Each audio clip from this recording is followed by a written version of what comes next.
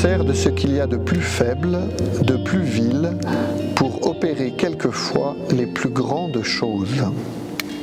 Eh bien, je crois qu'il faut tous se reconnaître comme des êtres, j'allais dire creux.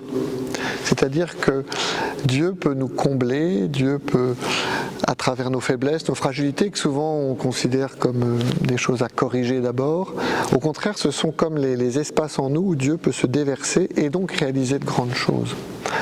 Se souvenir peut-être que celui qui est le premier pape, selon l'expression, à savoir Saint Pierre, était certainement un grand pécheur, un homme fragile, un homme qui peinait à pouvoir être pleinement un disciple de Jésus. Il s'est planté, Jésus lui-même lui a dit « passe derrière moi Satan », ce qui n'est pas rien.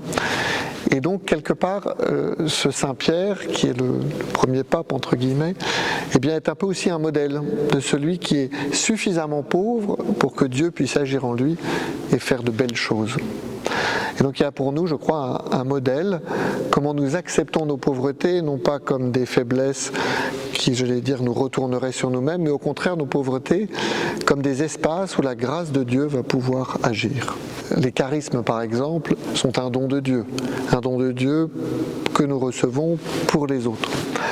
Mais ces charismes, pour les recevoir, il faut accepter de les recevoir, qui ne sont pas totalement de nous, mais en même temps, ils nous ont été donnés pleinement. Donc on a à les accueillir, à les reconnaître, et pour cela, ne pas hésiter à demander autour de nous, ou à percevoir autour de nous ce qui est dit de nous, et de ne pas avoir peur de recevoir même les compliments sur nous, qui peuvent être, si on met en dehors la flatterie et tout cela, et l'occasion de repérer les charismes qui vont pouvoir être au service des autres.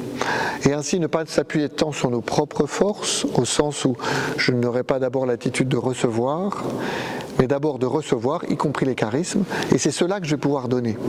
Car sinon, je vais me donner à la force du poignet, je vais m'épuiser, et malheureusement, ça ne sera peut-être pas très fécond.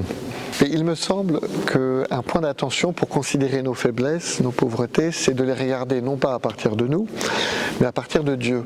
Comment Dieu nous regarde. Il est venu pour nous sauver, il nous aime, et donc ces faiblesses, il les voit comme quelque part cet appel en nous à son amour. Et donc, un point d'attention que nous pourrions avoir pendant ce carême, c'est de convertir notre regard sur nous-mêmes, ne plus partir de nous, mais partir de Dieu pour nous regarder.